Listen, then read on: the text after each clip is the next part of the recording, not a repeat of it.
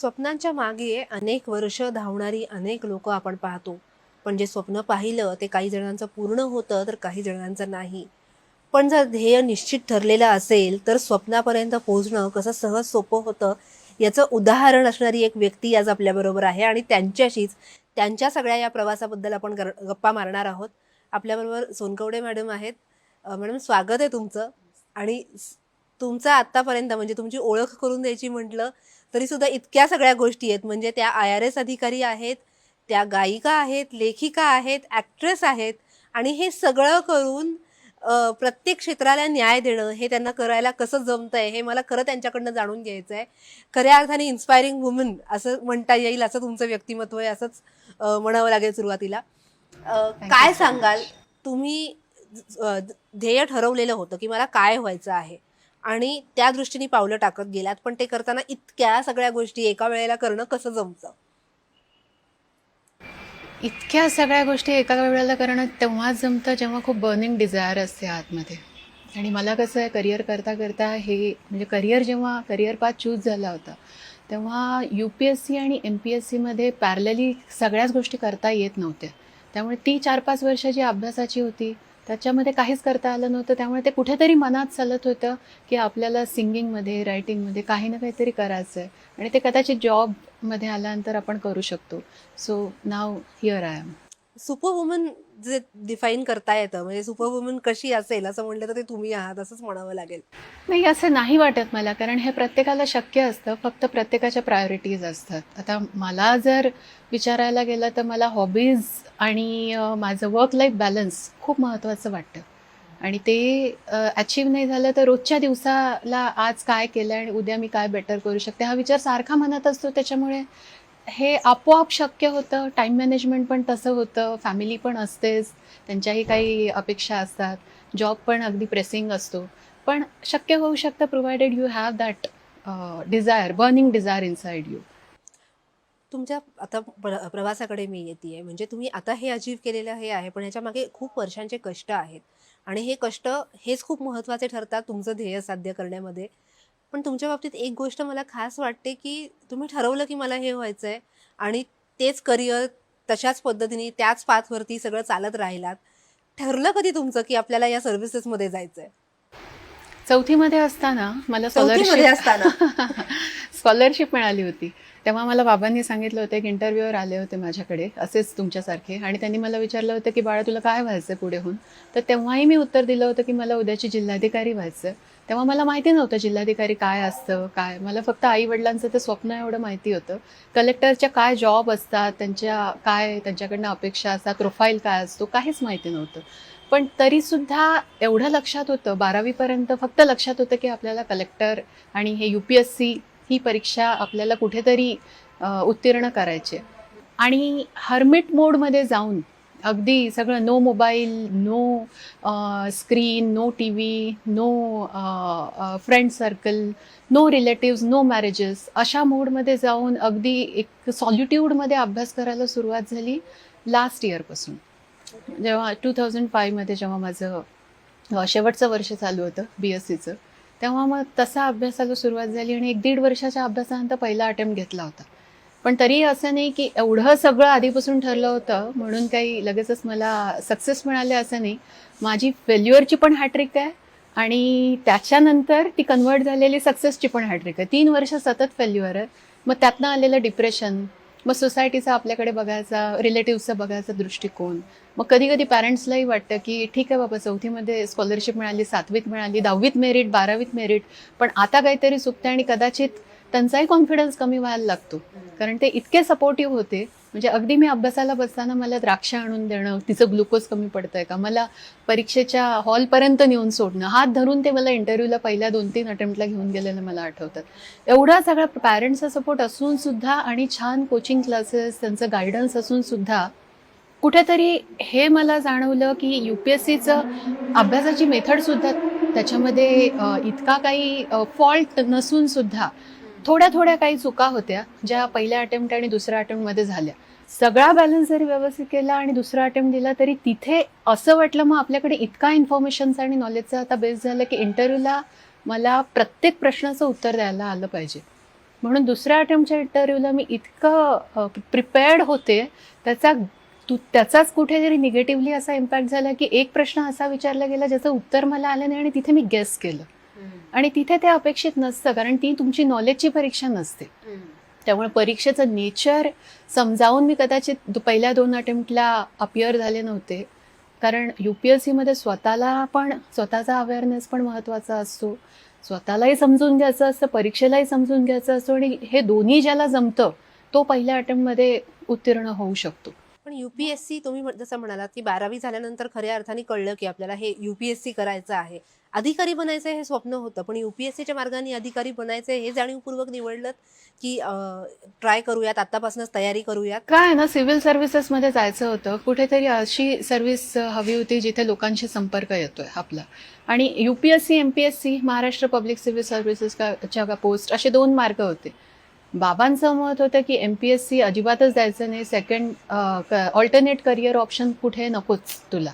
त्यामुळेच मी इंजिनिअरिंगला गेले नाही. 12वीमध्ये 11वी-12वीत माझं वोकेशनल असून मी इंजिनिअरिंगला IITला न जाण्याचं कारण तेच होतं. म्हणजे मला तुमच्या घरच्यांनी असंही सांगितल्याचं वाचल्याचं आठवतंय की तुम्ही काहीही झालं तरी हे नाही केलं तर घरी बसा, पण करायचं असेल तर हेच कर. म्हणजे मेडिकल इंजिनिअरिंग हे फील्ड्स रूढ अर्थाने जे पॉप्युलर झालेले आहेत, किंवा MBA आता गेल्या काही वर्षांमध्ये, हे सगळं करायचं नाही. काय व्हायचं तर अधिकारी व्हायचं, नाही तर डायरेक्ट घरी बस.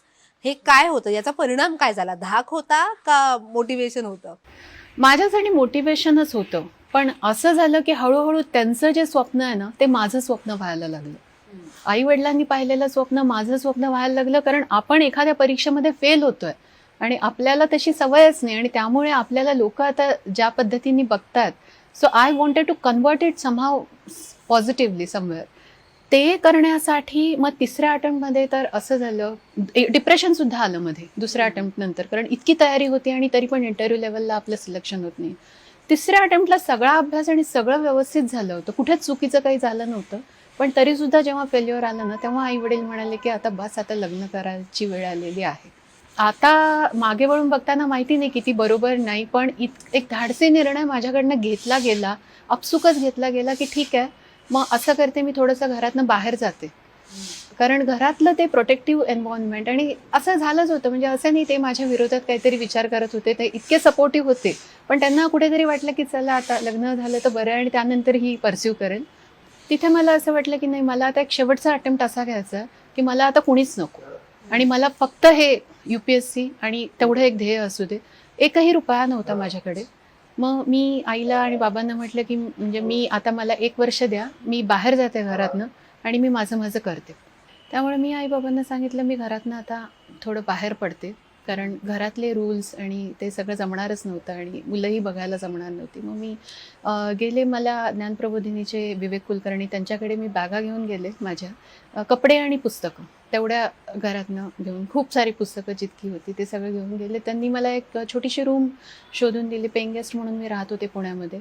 आणि मग अर्न अँड लर्न सुरू झालं, कारण महिन्याभराचा खर्च होता 5,000 रुपये माझा, राहण्याचा आणि खाण्याचा. राहण्याच्या रूमचा 2,000 रुपये होता आणि 3,000 रुपये खायला लागत होते, त्यामुळे 5,000-6,000 कुठून कमवायचे. मग सेकंड अटेम्प्टमध्ये जरी मी पोस्ट नसेल मिळाली तरी मी हिस्ट्री टॉपर होते, त्यामुळे मला क्लासेसनी कोचिंगसाठी संधी दिली की ठीक आहे, तू हिस्ट्री विषय शिकव आणि आम्ही तुला 200 रुपये 150 रुपये जे काय पर आवर त्यावेळेचे रेट होते तेवढे देतो. मग पुण्यातल्याच क्लासेसमध्ये मी हिस्ट्री ऑप्शनलचे टीचर म्हणून 5-6 तास काम करायचे, आणि मग जिथे मी राहत होते नारायणपेठेमध्ये, तिथे माझा अभ्यास चालायचा. मग 2 महिने मी दिल्लीलाही जाऊन बघितलं की दिल्लीमध्ये असं काय होतं की तिथे पहिल्या अटेम्प्टमध्ये मुलं होतात आणि माझं का होत नाही. तिथेही मला काही उत्तर सापडलं नाही. आणि मग पण त्या अटेम्प्टला असं झालंय की कदाचित आईबाबांचं स्वप्न माझं स्वप्न झालं, आणि लॉ ऑफ अट्रॅक्शन असं की world really, nature conspires to make your dreams true when you really desire it, and that year was the year when I really was after it, so maybe it happened. आणि मग त्या वर्षी IRS-साठी झालं आणि ही post मिळाली, आणि त्या पोस्टवरच आता मी कंटिन्यू आणि joint director intelligence and criminal इन्व्हेस्टिगेशनमध्ये आता पुण्याला कार्यरत आहे.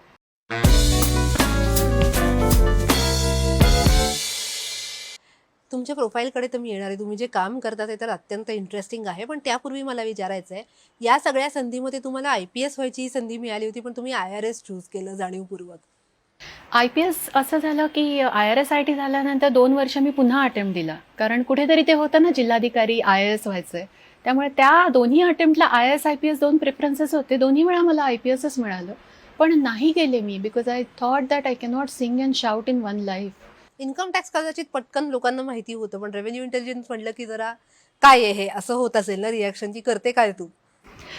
नाही, this is like part of income tax department. आणि फारसे लोक विचारतच नाही, कारण आमचा आता फार कमी संबंध येतो. आपला म्हणजे आज IRS-IT आणि इन्कम टॅक्स डिपार्टमेंटच्या ऑफिसर्सचा फार कमी तसा पब्लिकशी संबंध येत असतो. आमच्याकडे जास्त ऑडिटर्सच येत असतात. आतापर्यंत येत होते, आता फेसलेस असेसमेंट सिस्टीम असल्यापासून तर ते पण नाही आहे. पण इंटरेस्टिंग करिअर प्रोफाईल आहे, डायव्हर्सिफाईड आहे. डायव्हर्सिफाईड आहे, याच्यामध्ये ऑथॉरिटी आहे, याच्यामध्ये you have enough money, you have perks. मग तुम्हाला एक लोअर मिडल क्लास किंवा अप्पर मिडल क्लास लाईफ आपण जगू शकतो जर तुमच्याकडे हे करिअर ऑप्शन असेल. जॉब सिक्युरिटी आहे. बऱ्याचदा असं म्हटलं जातं की एखादी व्यक्ती रोल मॉडेल ज्या वेळेला होते त्यावेळेला त्या रोल मॉडेलला ब्लेम केलं जातं की याच्यामुळे मी माझ्या आयुष्याची मी वाट लावून घेतली, मी यांच्यामुळे हे स्वप्न पाहिलं आणि त्यामुळे आज मला हे फेलियरपर्यंत येऊन थांबावं लागलंय. कसं तुम्ही स्वतःला हाताळलं आणि अशा सगळ्या मुलांना काय सांगू शकता? मग आपणच आपल्याला स्वतःला ओळखायचं असतं की आपल्याला ही परीक्षा, are we really fit to be a civil servant. कारण या परीक्षेच्या आपल्याकडनं ज्या अपेक्षा आहेत त्या आपल्याला पूर्ण करण्यासाठी आपली पर्सनॅलिटी आहे का, आणि ती नसेल हे आपल्याला 2-3 वर्षामध्ये लक्षात आल्यानंतर स्वतःचाच अभ्यास स्वतः करायचा, स्वतःचाच अनालिसिस स्वतः करून आपण त्यातनं बाहेर पडायचं आणि second alternative career option choose करायचा निर्णय हा मुलांनी स्वतः घ्यायला. थांबायचं कधी हे कळलं पाहिजे. तर ह्या प्रोसेसमध्ये ना स्वतःला ओळखणं हे खूप कंटिन्युअस आणि परसिस्टंट असायला पाहिजे. म्हणजे ते कुठून सुरू होतं माहिती आहे की कधी किती तास मला अभ्यास करायची गरज आहे, माझा किती प्रत्येक विषयाचा बॅकग्राऊंड आहे, किती बेस तयार झाला आहे, आणि किती आता UPSC MPSCचा ला पास होण्यासाठी किती तास अभ्यास करू, किती लेंदी अभ्यास करू, मला कोणत्या विषयाला किती तास लागणार, माझा प्रत्येक विषयाचा रीडिंग स्पीड काय, मी कोणता विषय कधी विसरतो ज्याच्यामुळे मला रिव्हिजनसाठी तो पटकन घ्यावा लागेल 7व्या दिवसाला, आणि असा कोणता विषय आहे जो मी कधीच विसरत नाही त्यामुळे मी महिन्याच्या एंडला घेऊ शकतो. म्हणजे किती किती बाबतीत तुम्ही स्वतःला ओळखायचं असतं. पण अदरवाईज UPSC आणि MPSC ही स्वतःला ओळखण्याची आणि परीक्षेला ओळखण्याची हीच परीक्षा आहे. परसिस्टन्सी परीक्षा आहे, हार्डवर्क पेक्षा स्मार्ट वर्कची परीक्षा आहे. त्यामुळे स्मार्ट आणि हार्ड या दोन्ही गोष्टी करायच्या, त्यामुळे कॉम्बिनेशन असायला पाहिजे. अदरवाईज IQ ची परीक्षा नाहीच आहे ही. एका लेवलच्या पलीकडे 2 वर्षानंतर तुम्ही नॉलेज, IQ, इन्फॉर्मेशन याच्यावर ही परीक्षा क्रॅकच करू शकत नाही, कारण ते सगळ्यांकडेच असतं. तो बेस सगळ्यांचाच तयार झालेला असतो, प्रत्येकच विद्यार्थी अभ्यास करत असतो. मग EQ येतो, मग इमोशनल इंटेलिजन्स येतो, मग येतं की तुम्ही डिप्रेशन आल्यानंतर सुसाईड करताय का, तुम्ही अभ्यासच सोडून देताय का, तुम्ही जिद्दीला पेटताय. त्यामुळे UPSC आणि MPSCला मी कोणत्या तरी रोल मॉडेलकडे बघून आलो आणि मग माझ्या करिअरची मलाही असं झालं होतं ना. 3 वर्ष झालं आणि त्यानंतर मी बॅचलर ऑफ जर्नलिझम केलं. कदाचित मी जर्नलिस्ट असले असते जर ह्या परीक्षांमध्ये नसतं माझं झालं तर मी माझा तिसरा ऑप्शन तो होता ऑल्टरनेटिव्ह. ती डिग्री इव्हेंच्युअली मी घेऊन ठेवली होती की नाही झालं तर आपण तिकडे जाऊया. पण कुठेतरी आहे ऑल्टरनेटिव्ह करिअर ऑप्शन म्हणून इथे तेवढं डेडिकेशननी नाही करायचं असं ठरवलं तर मग कुठे लूज पडायचं नसतं हे डोक्यात माहिती होतं. प्रत्येकाचा हा प्रवास आहे आणि नोबडी कॅन ब्लेम अदर्स. मला तुमच्या दुसऱ्या पैलूकडे जायचंय. म्हणजे इतका वेळ आपण तुमचं करिअर, तुमची स्वप्न आणि आतापर्यंतचा सगळा प्रवास याबद्दल बोललो, पण हे सगळं करत असताना तुम्ही गाण्याची आवड जपलीत. तितकंच नाही तर तुम्ही पुस्तकं लिहिलीत आणि त्याही पलीकडे जाऊन तुम्ही अभिनेत्री म्हणूनही स्वतःला म्हणजे पडताळून पाहिलं. पडताळून एवढ्या सगळ्या गोष्टी करणं एका वेळेला हे काय होतं? एकीकडे करिअर आणि एवढं डेडिकेशन आहे ज्यात तुम्ही म्हणता की अगदी सॉलिट्यूड होतं, म्हणजे बाकी सगळ्या जगापासून तुटणं, आणि दुसरीकडे या सगळ्या आवडी जोपासणं. नाही, तो जो UPSC MPSCचं प्रिपरेशन करण्याचा जो होता तेव्हा तो पिरियड होता तेव्हा मी सगळ्या जगापासून तुटलेली होते. हे जितकं खरं आहे तितकं आता ॲडमिनिस्ट्रेशनमध्ये आल्यानंतर आम्ही बहिर्मुख असतो आणि आम्ही तेव्हा अंतर्मुखी असतो, आता बहिर्मुखी असतो.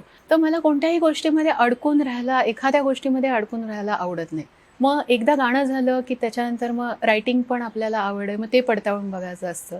त्यामुळे कम्फर्ट झोनमध्ये राहणं हे मला कुठेतरी नकोसं वाटतं.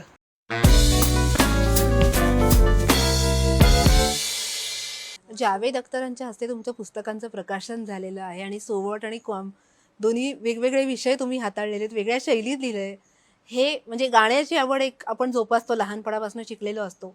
लिहायची आवड ही म्हणजे कुठल्या टप्प्यावर तुम्हाला जाणवलं की आपल्याला लिहायची आवड आहे? नाही, लिहायची अशी आवड नव्हती, पण त्यावेळेस असं काहीतरी मला सांगायचं होतं जे फिक्शन फॉर्ममध्ये मांडायचं होतं मला, आणि मला कदाचित वाटलं की लिहून बघायला काय हरकत आहे. सो ते सुरू झालं आणि माझ्याबरोबर एक एडिटर होते. त्यांनी मला थोडीशी मदत केली. सो ऑफिस सांभाळता सांभाळता संध्याकाळी गेल्यानंतर लिहायला बसायचं. असं एक वर्ष चाललं. एक पुस्तक तयार झालं. दुसऱ्या वर्षी दुसरं पुस्तक तयार झालं. दुसरं पुस्तक आम्हाला वाटलं खूप चांगलं झालं, त्यामुळे ते जावेदजींना पाठवलं. त्यांना आवडलं. त्यांनी होकार दिला की ठीक आहे, मी रिलीज करतो. त्यामुळे ते अगदी असंच झालं आणि ते मला म्हणाले की तू डेप्युटी कमिशनरच म्हणून मी आलेलो नाही आहे तुझ्या पुस्तकाच्या रिलीजला, कारण मुंबईमध्ये मी डेप्युटी कमिशनर इन्कम टॅक्स होते त्यावेळेस.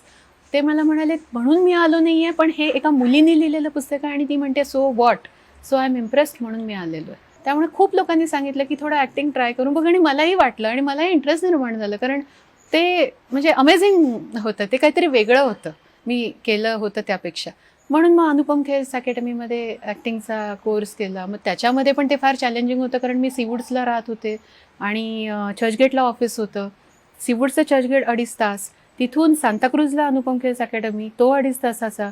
त्यामुळे रोज तिकडे जाणं संध्याकाळी. मग मला ट्रेननीच जावं लागत होतं. फर्स्ट क्लास सेकंड क्लासचा दोन्हीचा पास घेऊन ट्रेननी जायचं तिथे, आणि मग 7 वाजता तिथे धडकायचं आणि 7 ते 11 रात्री तो कोर्स चालायचा. मग सकाळी पुन्हा ऑफिस. मग म्हटलं आपण एक शॉर्ट फिल्म करूया का. मग FTIमध्ये चक्रा सुरू झाल्या. मग तिथे काही टॅलेंट स्पॉट केले आणि मग त्यांना म्हटलं आपण करू शकतो का. मग इथे एक शॉर्ट मूवीची कॉम्पिटिशन आली पुण्यातच ऑर्गन डोनेशनसाठी. म्हटलं करून टाकू, छान कॉज आहे. मग तो केला. सो हे जसं जसं ऑपॉर्च्युनिटीज आणि जसं जे वाटत गेलं ते करत गेले. फक्त एकच आहे की खूप लोकांना वाटतं ते कदाचित करता येत नाही तसं, कारण थॉट्स ॲक्शनमध्ये कन्व्हर्जन होण्यासाठी ती विल पॉवर पण लागते आणि तो टाईम मॅनेजमेंट पण असायला हवा आपल्याकडे. मी आता तेच विचारणार होते की हे सगळं करणं म्हणजे जेव्हा शिकत होता त्यावेळेस ठीक आहे, दिवसाचा इतका वेळ तुम्ही घालवणं, पण रोज उठून जर कुणाला सांगितलं की तू या 10 गोष्टी कर, तर ते कदाचित शक्य होणार नाही. मॅनेज कसं केलं, शक्य कसं केलं हे? असं असतं की घरी असले की मी घरची असते, ऑफिसमध्ये असले की ऑफिसची असते, आणि ऑफिसमधनं एकदा बाहेर पडले की मग माझे जे हे ड्रीम्स असतात ना, त्याच्या काही ना काहीतरी माझं एखादा प्रोजेक्ट चालू असतं. मग तो जोपर्यंत तिथे मी जात नाही तोपर्यंत मला चैन नाही पडत. म्हणजे दिवसभर मी फक्त ऑफिस करून घरी येणार आणि जेवणार आणि झोपणार, असं मग मला कुठेतरी वाटतं की this is not what I am. मग त्यामुळे ते नाही केलं तर उलट मला गिल्टी वाटायला लागतं की 2-3 दिवस झाले आपण काहीच नाही करत आहोत. म्हणजे ना आपण रियाज करतोय, ना आपण लिहितोय, ना आपण काही विचार करतोय की पुढे काय करायचं. सो कारण ऑफिसमध्ये तर सिस्टीम आहे ती, आणि त्याचा पार्ट आपण असतो आणि ते चाललेलंच असतं. म्हणजे तिथे आपण कितीही चॅलेंजिंग करत असलो तरी पर्सनल आपल्या आवडींसाठी तेवढं असायला हवं, आणि असलं तर मग आपणच त्यातनं तीच ताकद तीच ताकद होते पुढे म्हणजे पूर्ण बाकीच्या गोष्टींसाठी एनर्जी द्यायला. हो, आपण खरंच we feel fresh, we feel young, and खूप एनर्जेटिक पण वाटतं. Yes, definitely. खूप छान वाटलं तुमच्याशी गप्पा मारून आणि एवढ्या सगळ्या गोष्टी उलगडल्या. खऱ्या अर्थाने समरसून आणि रसरसून जगणं काय आहे ते तुमच्याकडे पाहिल्यानंतर त्याचं उदाहरण तुम्ही आहात असं म्हणावं लागेल. पण जाता जाता तुमचीच जी एक आवड आहे ते म्हणजे तुम्ही गाणं लहानपणापासून गात आलेला आहात, तर त्या गाण्याच्याच माध्यमातून आपण या कार्यक्रमाचा शेवट करूया. ठीक आहे, मी लग जा गले तुम्हाला म्हणून दाखवते, मदन मोहनजींचं, लताजींनी गायलेलं. लग जा गले के फिर ये हसी रात हो न हो, शायद फिर इस जन्म में मुलाकात हो न हो. लग जा गले के फिर ये हसी रात हो न हो, शायद फिर इस जन्म में मुलाकात हो